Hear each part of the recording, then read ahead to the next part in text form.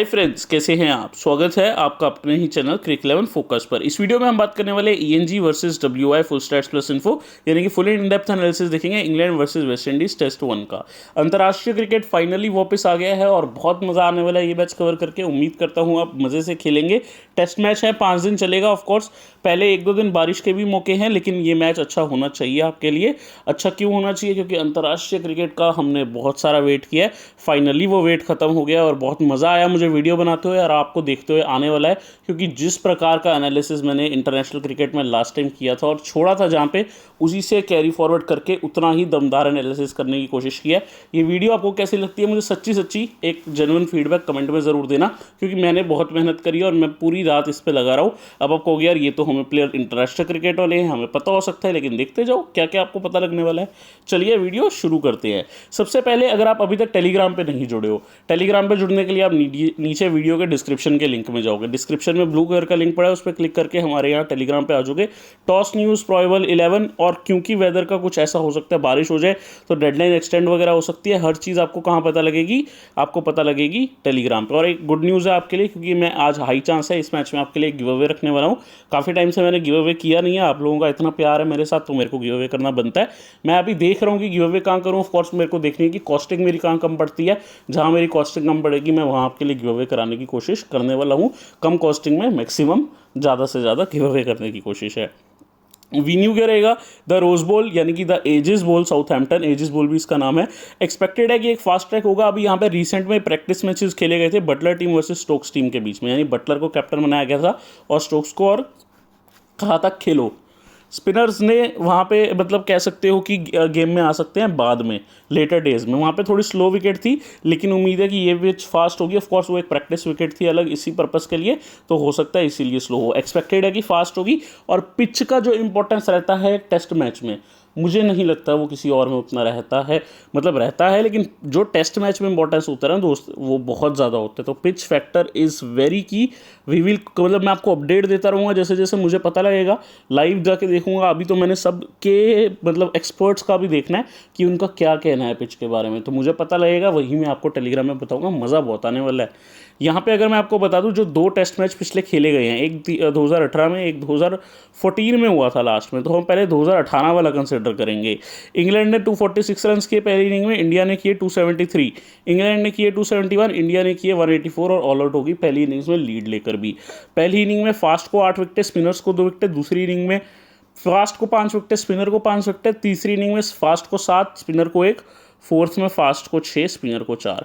तो स्पिनर ने ठीक ठाक काम किया, लेकिन फास्ट का बोल बाला था। टोटल विकेट 40 गई थी, 26 fast, 12 spin, 2 run out. Man of the match बने थे मोइन अली, क्योंकि इन्होंने 9 विकेट ली थी। जितने भी आप ये स्पिनर्स की विकेट देख रहे हो, इसमें अश्विन बिल्कुल कामयाब नहीं थे, केवल मोइन अली कामयाब हो रहे थे, इंग्लैंड के ऑफ स्पिनर।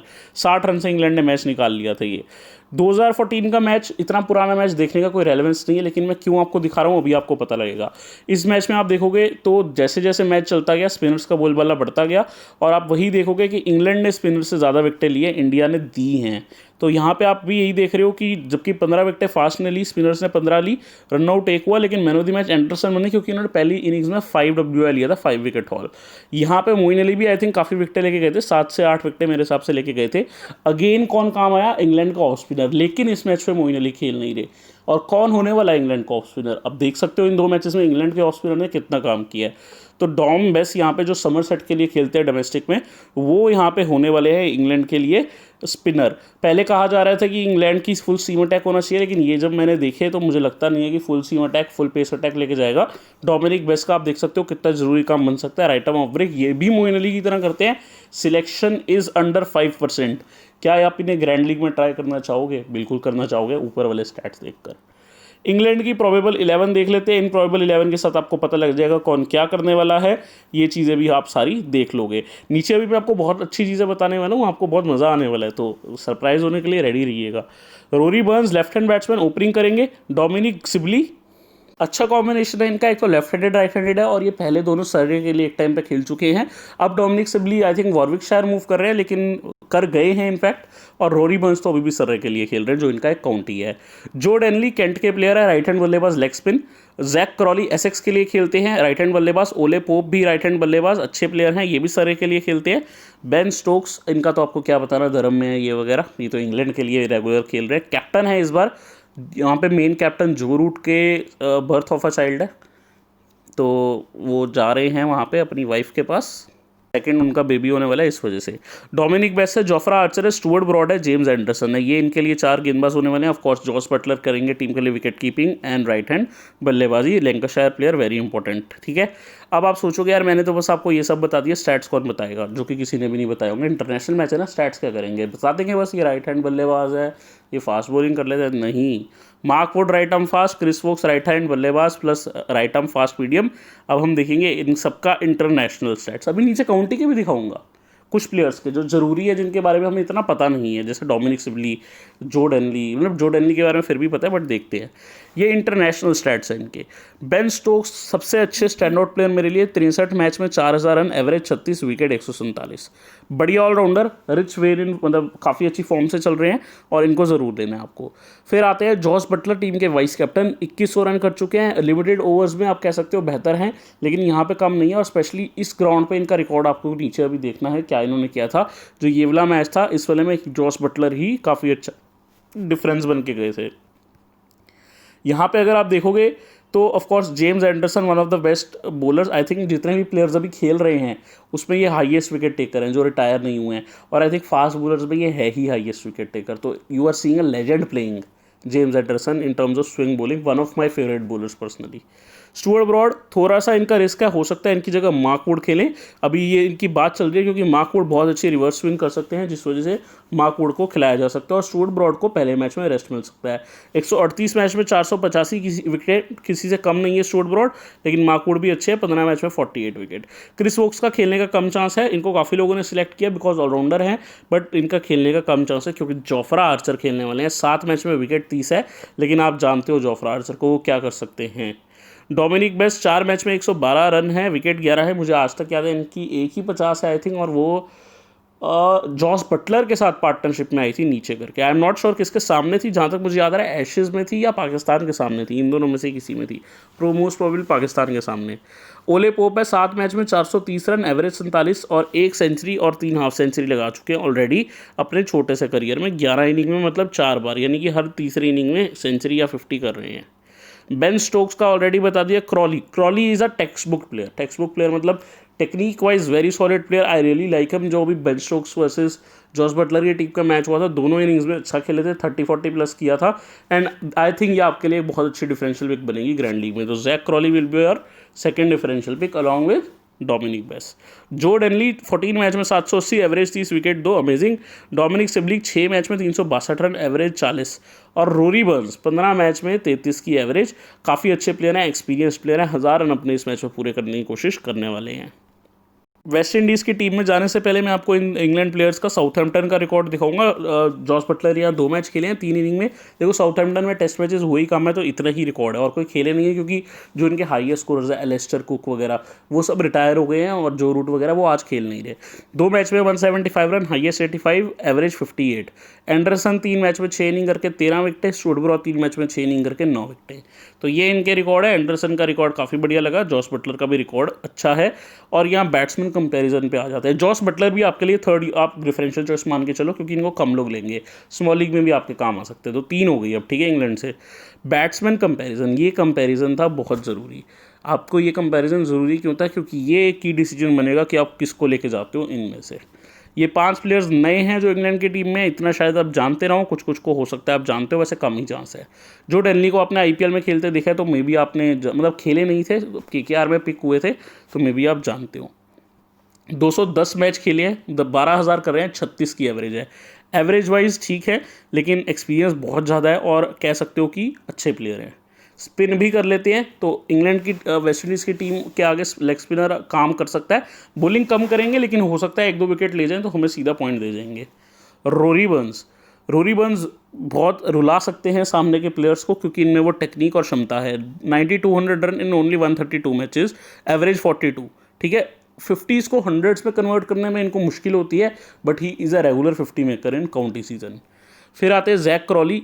यार ये प्लेयर का रिकॉर्ड बिल्कुल जस्टिफाई नहीं करता। यंग प्लेयर हैं, जैसे जैसे इनकी मतलब आप कह सकते हो स्टार्टिंग में इतना ख़राब रिकॉर्ड था, इतने बढ़िया हो गए हैं अब। और आई डोंट नो कि इन सब में सबसे कम एवरेज के बाद भी why I want Jack Crawley in my team. इनको खेलता देखोगे तो मतलब टेक्स्ट बुक प्लेयर है, टेक्निक में कोई कमी नहीं है। ओले पोप 37 मैच में 2700 रन, एवरेज 59, ब्रिलियंट प्लेयर। 9 इनकी आई थिंक सेंचुरी है और 10 हाफ सेंचुरी। कन्वर्जन रेट देख लो, लगभग जितने हाफ सेंचुरीज है उतनी ही इनकी सेंचुरीज है।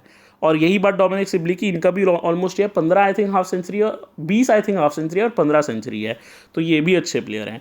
अब इनका फ़र्क क्या है, ये सब अलग अलग टीम से खेलते हैं। ऑफकोर्स ये एसेक्स से खेलते हैं, ये सर्रे से खेलते हैं, ओले पोप भी सर्रे से खेलते हैं, सिबली अब इनफैक्ट वॉरविक शायद चले गए हैं, बर्न्स खेलते हैं सर्रे से, डनली खेलते हैं कैंट से। ज़्यादा कोई फ़र्क नहीं है। सर्रे के ज़्यादा प्लेयर इसलिए दिख रहे हैं क्योंकि उनकी परफॉर्मेंस बहुत अच्छी रही है कुछ चैम्पियनशिप सीजन्स में, 2-3 से जो 4 डे के मैचेस होते हैं उनमें।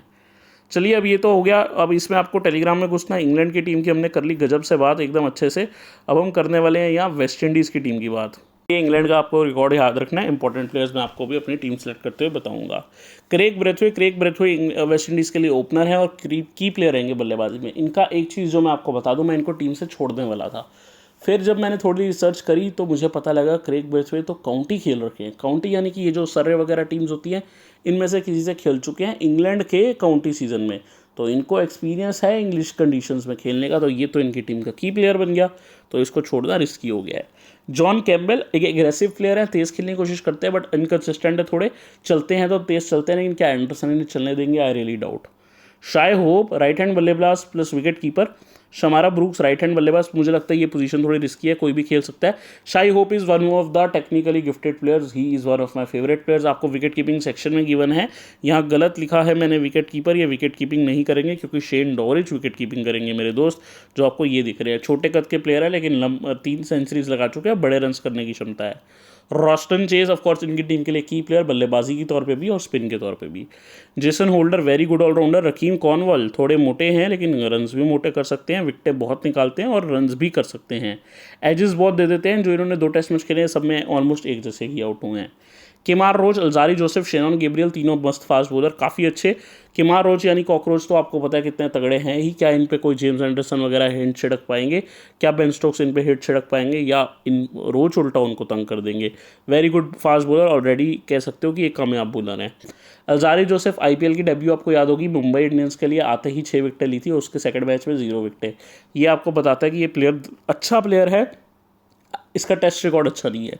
फ़ायदा क्या है, ये थोड़ी बहुत बल्लेबाजी भी कर लेता है, रन मार देता है, तो ये थोड़ा क्रूशल चॉइस है। अल्जारी जोसेफ का सिलेक्शन हाई है, मुझे नहीं पता क्यों। शेनॉन गैब्रियल बिल्कुल सिलेक्शन नहीं है, ये आपका 4th पिक हो गया। ठीक है, मैंने आपको इनफैक्ट यार डॉरिच 4th है और 5th ये गैब्रियल, तो मैंने आपको 5 डिफरेंशियल पिक्स बताई है under very less selection. Buttler को छोड़ के I think almost under 15 selection होगा या 10 सिलेक्शन होगा। Gabriel is a beast bowler. अगर आपने उसको बॉलिंग करते देखा है, वो ज़्यादा ओवर नहीं डालता, एक स्पेल में 4 ओवर, लेकिन वो जो 4 ओवर होते हैं वो बल्लेबाजों को पता होता है हमें टिक के खेलना है वरना हम जाने वाले हैं। तगड़े बॉलर हैं, वेस्ट इंडीज़ के कंडीशंस में तो बहुत अमेजिंग बॉलर है। हर बार इनको इग्नोर करते हैं लोग, हर बार ये कुछ अच्छा करता है।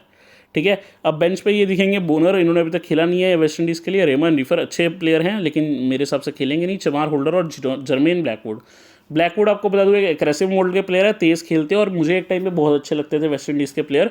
इंडिया में भी आके खेले थे आई थिंक, और उस सीरीज़ में भी तगड़ा खेलते थे। इनका ऐसे होता था 70 बॉल 80 रन, 80 बॉल 75 रन, मतलब तेज़ ही खेलते थे और अटैकिंग प्लेयर हैं।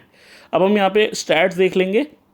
रेमन रीफर का भी ध्यान रखना, ये एक ऐसे प्लेयर है जो इंडिया के सामने काफ़ी खेले हैं और उन्होंने हर बार विकेटें निकाली है, 3-3 4-4 और रन्स भी कर लेते हैं। ऑलराउंडर हैं और genuine, I think bowling category में गिवन है, आई एम नॉट श्योर ये ऑलराउंडर में, नॉट श्योर, बट जहाँ पे भी हैं he is a genuine allrounder.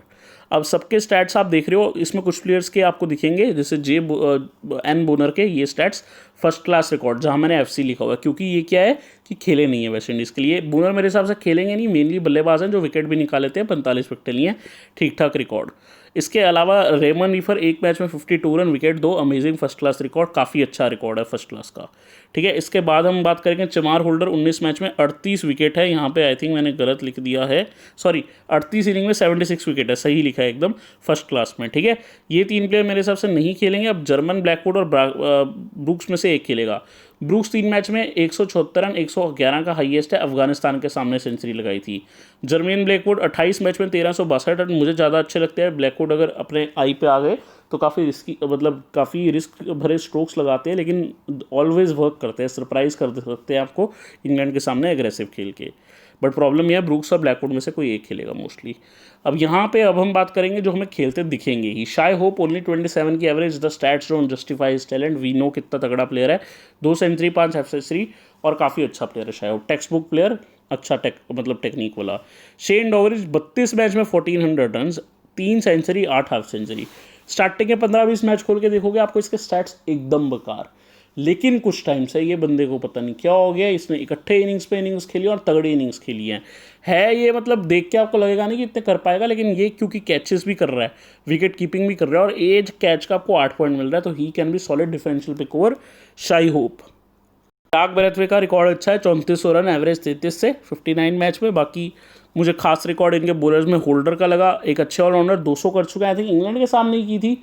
बहुत अच्छा खेले थे, वेस्ट इंडीज़ में मैचेस हुए थे वो। Roston chase amazing record, 1600 run करे हैं 32 मैचेस में, यानी कि आप कह सकते हो कि 5 सेंचुरी 7 हाफ सेंचुरी और विकेट भी 59 निकाली और ऑफ स्पिनर का काम करेंगे। बाकी अल्जारी जोसेफ के मारोज और यहाँ पे गेब्रियल में सबसे अच्छे मुझे गेब्रियल लगे। यहाँ पे इन्होंने 78 इनिंग्स में 33 विकेटें लिखी हैं, लेकिन केमार रोज का आप देखोगे तो 100 इनिंग्स में 193 विकेट है, तो ये भी अच्छे हैं। लेकिन अल्जारी जोसेफ का फॉर्म उतना खास नहीं है, बट अच्छा सिलेक्शन है and he can be good क्योंकि टैलेंट है। प्लेयर वर्सेस प्लेयर बैटल्स देखोगे एक बार आप कौन किसको ज़्यादा आउट करता है, तो मुझे सबसे इंटरेस्टिंग लगी रोज टू, सबसे इंटरेस्टिंग बात पे आएंगे रोज टू स्टोक्स। रोज थोड़ा नंबर जानते हैं, स्टोक्स का आउट कर सकते हैं उन्हें, गेब्रियल तो और भी ज़्यादा जानते हैं। 148 गेंद ली और 4 बार आउट किया, जबकि रोज को 174 लगी 3 में करने में, और यह रोस्टन चेस को 130 में 3, यानी कि स्टोक्स बहुत खेलते हैं भैया वेस्ट इंडीज़ से, ठीक है।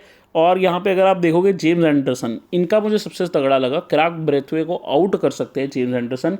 358 बॉल डाली है और 7 बार विकेट चटकाई है क्रेग ब्रेथवे की, तो इनको इनिशियली बचना होगा क्रेग ब्रेथवे को। जेम्स एंडरसन ने शाई होप को भी 4 बार आउट किया, तो ये दोनों ओपनर हो सकते हैं, मतलब हाई होप आएगा 1 डाउन पे, तो ये दोनों को थोड़ा बच के रहना होगा जेम्स एंडरसन से। बाकी रोज टू बर्न्स 113 गेंद में 2 बार आउट किया है, गेब्रियल ने डनली को 2 बार आउट किया है, होल्डर ने जॉस बटलर को 2 बार आउट किया है। तो इस बॉलर को कौन आउट कर सकता है ये मैंने आपको बता दिया, तो आप इनको सेम टीम्स में इग्नोर कर सकते हो। बाकी ये टेस्ट मैच है 2 इनिंग्स का, इसमें इतना फर्क नहीं पड़ता क्योंकि हो सकता है सेकंड इनिंग्स में वो प्लेयर कामयाब हो जाए, पहली इनिंग्स में इन्हीं से आउट होके। तो ये सारा हमने प्लेयर बैटल्स भी देख ली। वीडियो थोड़ी बड़ी है, लेकिन एनालिसिस मुझे करना था, कब मौका मिलता है यार ऐसे एनालिसिस करने का इंटरनेशनल मैचेस में। उम्मीद करता हूँ आपको एक एक चीज़ समझ आई। ये वीडियो अगर आपने पूरी देखी, आप इतना सारा ज्ञान का भंडार लेके जा रहे हो, मुझे पता है। Wicket keeping section is a bit problematic for me. सबसे पहला सेक्शन, अच्छा मैं बता दूं, I am not a team provider, I am an analyser. ये चीज़ मुझे रोज़ आपको बतानी पड़ेगी और मैं रोज़ बताऊंगा, चाहे 2 बार बताना पड़े। अब शाय होप के बारे में बता दूं, of course he is not the wicket keeper. Buttler और डोरिच आपको विकेट कीपिंग करते दिखेंगे। Dowrich is a very good differential pick, Buttler is a good differential pick. Hope opening 1 down पे आएंगे, but I am not so sure कि ये क्या Buttler जितने पॉइंट दे पाएंगे। इमेजिन इन्होंने 40 रन्स किए, इन्होंने 30 रन्स किए, लेकिन इनके जो 3 कैच है इनको बहुत बड़ी मार्जिन दे देंगे, तो ये ध्यान रख के चलना। कैचेस विद मैचेस हमारे लिए भी ये हो सकता है। बल्लेबाजी यहाँ पे अभी के लिए मैंने होप को ही पिक किया अपनी टीम में, गोइंग सेफ, हाईएस्ट सिलेक्शन, अभी इनको लेके चलूँगा। बल्लेबाजी सेक्शन वेरी, मतलब आप कह सकते हो कि मुश्किल सेक्शन है अभी के लिए। माई चॉइस जोरी बर्न्स ओपनिंग करेंगे, सारे के लिए खेल चुके हैं, इंपॉर्टेंट प्लेयर हैं, और यहाँ पे इन सब में से सबसे ज़्यादा एक्सपीरियंस ही नहीं है जो 4-5 प्लेयर मैंने बताए थे। क्रैग ब्रेथवेट वेस्ट इंडीज़ के टॉप ऑर्डर प्लेयर, इंग्लैंड में काउंटी सीजन्स खेलने का एक्सपीरियंस, जिस वजह से मैंने सेलेक्ट किया है। फॉर द टाइमिंग हम अभी के लिए और कोई पिक नहीं देखेंगे, मेरा मोस्टली पिक जैक क्रॉली होगा, but I will tell you later. अभी ऑलराउंडर में Stokes, Holder, Roston Chase, 3 of the good allrounders, इन तीनों को नहीं छोड़ना है। ये रहे रेमन रीफर, खुश हो रहे हैं, इनको भी अभी के लिए नहीं लेंगे क्योंकि खेलने के कम चांस है। In fact Denly is a good differential pick, only 20% selection. Bowling section में Jofra Archer, James Anderson, Stuart Broad. Stuart Broad का खेलना तय नहीं है, ये हो सकता है ना खेले, मार्क वुड खेले इनकी जगह, तो अगर ये होता है तो हम हटा देंगे। अल्जारी जोसेफ को काफ़ी लोगों ने लिया, मैं नहीं ले रहा हूँ, मैं अभी के लिए कॉकरोच को ले रहा हूँ, यानी केमार रोच को। आई थिंक इंपॉर्टेंट प्लेयर बन सकते हैं और कभी कभी रन्स भी कर सकते हैं, यही रीज़न है मैंने इनको गेब्रियल के ऊपर लिया। Gabriel is a proper 9 down batsman, जबकि केमार रोच 7 से 8 डाउन आके अगर मान लो 15 रन भी कर देते हैं तो एक आधी विकेट का पॉइंट तो वहीं निकाल के गेब्रियल की, ठीक है। डोमिनिक बेस एक अच्छा सिलेक्शन है, डिफरेंशियल पिक। रकीम कॉर्नवॉल एक अच्छा सिलेक्शन है, he is a good player to consider क्योंकि ऑलराउंडर का काम करके देगा, गिवन बॉलिंग सेक्शन में है। फाइनल प्लेयर के लिए मेरे पास कैरेडी 8 है, इस वजह से मैंने आपको कहा था मेरा जैक क्रॉली रहेगा, and I don't mind, I like Jack Crawley. ऐसा नहीं है कि मैं ज़बरदस्ती ले रहा हूँ ये क्रेडिट मैनेज के लिए, मुझे जैक क्रॉली अच्छे लगते हैं। यहाँ पे अगर मैं आपको बता दूँ, आपके पास डिफरेंशियल पिक्स में जॉस द बॉस बटलर है, ठीक है, उनको ज़रूर ट्राई कर लेना। अगर मेरी टीम में चेंज होता है आपको टेलीग्राम में पता लग जाएगा, जो आपको यहाँ दिख रहा है हमारा। ज्वाइन कैसे होना है आपको बता चुका हूँ, वीडियो की डिस्क्रिप्शन में लिंक है और मज़ा आएगा, उस लिंक पे क्लिक करके हमारे चैनल में आ जाना। यहाँ पे आपको दिखेगा एक चैनल, उसी की बात कर रहा हूँ मैं, क्रिक 11 फोरकास्ट लोगो आपको यहाँ पे दिख रहा है। आपने ध्यान क्या रखना है, कैप्टनसी वाइस कैप्टनसी ऑप्शन, मेरी कैप्टनसी जाएगी Ben Stokes. Vice captaincy I am bit confuse in holder and chase, mostly pitch पे डिपेंड करेगा कि क्या मुझे लगता है स्पिनर का रोल ज़्यादा हो सकता है, otherwise I will go with holder. Safe holder रहेगा, बट आई विल सी कि मेरा डिसीजन क्या है, because I expect Roston Chase अच्छा कर सकते हैं।